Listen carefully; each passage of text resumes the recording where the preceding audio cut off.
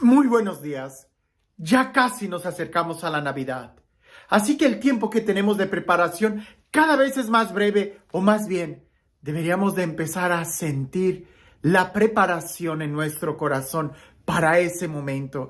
La alegría que empieza a crecer en nuestro corazón por el hecho de celebrar que Dios nos ha amado tanto, que ha enviado a su Hijo para hacerse semejante a nosotros, excepto en el pecado, precisamente para pagar nuestro pecado, y que ahora tú y yo, al aceptarlo a Él, podamos convertirnos o hacernos en hijos de Dios. Hoy el Evangelio habla del momento en donde Juan el Bautista va a ser presentado en el templo, va a ser circuncidado, y hay un pequeño debate sobre cuál es el nombre que él va a recibir.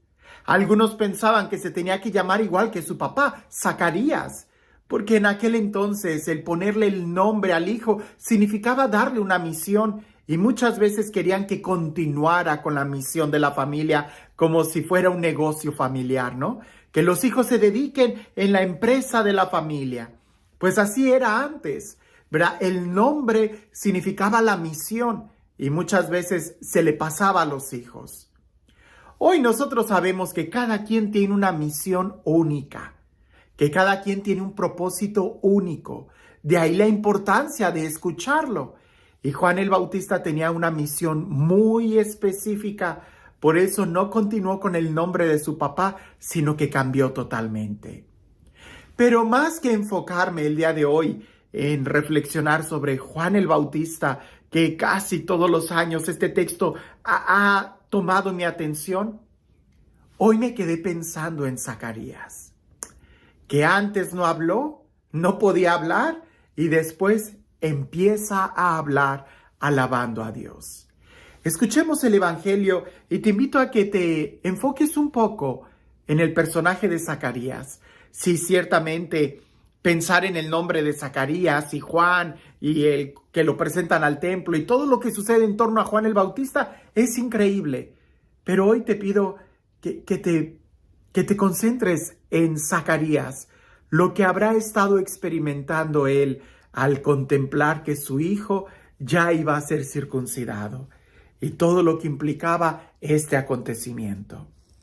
Dice así el Evangelio. Por aquellos días le llegó a Isabel la hora de dar a luz y tuvo un hijo. Cuando sus vecinos y parientes se enteraron de que el Señor le había manifestado tan gran misericordia, se regocijaron con ella.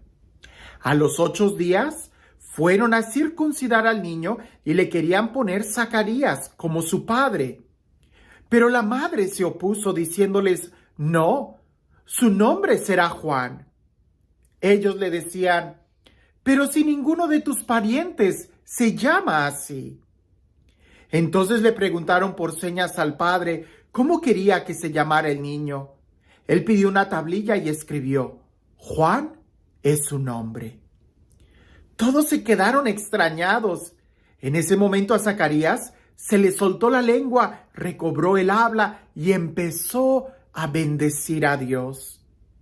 Un sentimiento de temor se apoderó de los vecinos y en toda la región montañosa de Judea se comentaba este suceso. Cuantos se enteraban de ellos se preguntaban impresionados, ¿qué va a hacer de este niño? Esto lo decían porque realmente la mano de Dios estaba con él. A lo mejor no recuerdas muy bien el contexto. Déjame lo menciono muy breve. Zacarías, un sacerdote, su esposa Isabel. Los dos ya de avanzada edad. A Zacarías le toca en suerte entrar a ofrecer el incienso en el lugar santísimo y en eso se le aparece un ángel que le dice, tus ruegos han sido escuchados, tu esposa va a tener un hijo. Zacarías duda y pregunta ese cómo va a ser eso en un sentido de, pero ya somos viejos, estériles, ancianos, ¿cómo va a ser esto posible? Una pregunta muy diferente al contexto de la Virgen María cuando pregunta, ¿y cómo va a ser esto? Así en querer saber más detalles. Zacarías fue una pregunta de duda. Bueno, el ángel se molesta y le dice: a partir de ahora perderás el habla. ¿En qué momento recupera Zacarías el habla? Cuando nace el hijo y lo presentan en el templo. Aunque no quiero detenerme en todo el significado de los nombres, es importante entender que Zacarías significa Dios recuerda. Pero el nombre Juan significa Dios es misericordia o la gracia de Dios. En cierta forma nosotros podemos ver el Antiguo Testamento, todas las leyes, las alianzas, la memoria, pudiéramos decir, del pueblo, pero en el Nuevo Testamento se abre la gracia, la misericordia. Y en Juan, en Zacarías, podemos ver esta experiencia de quedar mudo. Cuando nosotros recordamos tanto el pasado, no tenemos opción para el futuro. Nunca hay que ignorar el pasado, porque como dicen, el que ignora el pasado tiende a repetir los mismos errores. No, hay que aprender del pasado, la lección, pero no significa que nos quedemos en el pasado. Y creo que aquí está precisamente el aspecto de enmudecer, de cerrarnos, de no abrirnos cuando nos quedamos estancados en el pasado. Es sorprendente que en este tiempo de Navidad hay tantas estadísticas de personas que caen en la depresión porque seguramente se quedan en el pasado. Y claro, el pasado, sobre todo en estas fiestas de Navidad, pues todos nosotros pasamos una infancia quizás con pobreza, pero llena de ilusiones, llena de alegría, porque el amor de una familia, de tus papás, de tu mamá, de tu papá, de tus hermanos, quizás aunque sean tamales o lo que fuera, cuando somos niños, eso es una gran alegría. Pero quedarnos estancados en el pasado, quizás ahora tú de adulto que tienes tu propia familia, te entra la nostalgia y eso hace que impidas abrirte al presente, vivir el momento. Por eso el nombre es Zacarías, que él recuerda, Dios recuerda, sí, Dios recuerda, pero también Dios es misericordioso, Dios se abre a la gracia. Y tú y yo también deberíamos de abrirnos a la gracia y a la misericordia. No porque el ayer haya sido de tal o cual forma, no debiéramos nosotros de quedarnos estancados en aquella situación, sino entender y comprender que Dios es misericordioso y su gracia se derrama sobre cada uno de nosotros. Así que te invito que el día de hoy, más que el recordar, pregúntate cómo puedes vivir el día de hoy en la misericordia de Dios y en la gracia.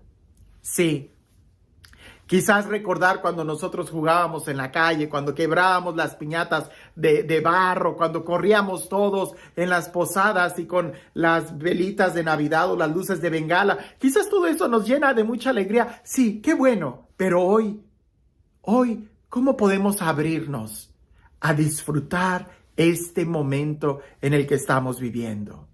El día de hoy, ¿cómo podemos abrazar a nuestros seres queridos, a nuestros amigos y decirles un te quiero, un estoy pensando en ti, estás en mi oración o, aunque no estamos cerca, ¿sabes que te quiero? Yo creo que si el día de hoy nosotros nos abrimos a una creatividad, a la misericordia y a la gracia de Dios, indudablemente podremos experimentar cosas mejores que el ayer. Porque siempre la gracia y la misericordia de Dios es más grande y mejor que el recuerdo. ¿Que Dios recuerda? Sí, pero su misericordia es abundante sobre nosotros. Y este Dios, el Dios del amor, el Dios de la paz, el Dios que hace nuevas todas las cosas, sea Él quien te bendiga en el nombre del Padre, del Hijo y del Espíritu Santo. Recuerdo esta anécdota que seguramente la he contado cuando reflexiono en este evangelio, pero es importante que lo veamos, porque a veces cuando vemos una caricatura o cuando vemos algo que le sucedió a alguien más, es más fácil poder evaluar nuestra vida. Dicen por ahí que un señor pues había cometido un grave error y le fue infiel a su mujer, pero se reconciliaron y ya habían vivido mucho mejor, habían salido adelante. El hombre realmente cambió y hacía todo lo posible por ser un ejemplo de marido. Pero la mujer no perdía ninguna oportunidad para recordarle a él el error que había cometido. Hasta que llegó un punto en donde el señor, cansado, la confronta y le dice: oye, pues no se supone que tú le dijiste frente al sacerdote que tú ya habías perdonado y que habías olvidado ese error que yo cometí.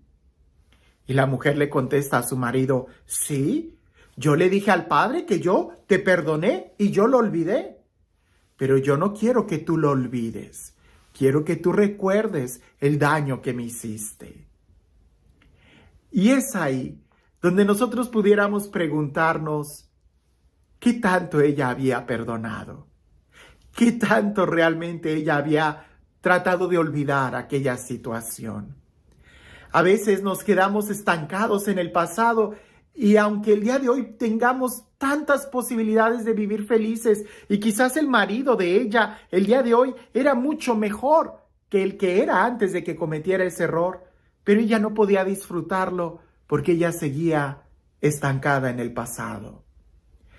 Hoy, sí, ciertamente hay que aprender de los errores del pasado, y aunque pudiéramos decir que para eso es importante recordar la historia, es mucho más importante abrirnos a la gracia, abrirnos a la misericordia de Dios en el presente, porque es más peligroso cerrarnos al futuro y quedarnos en el pasado que simplemente el olvidar el pasado mientras estemos abiertos al futuro.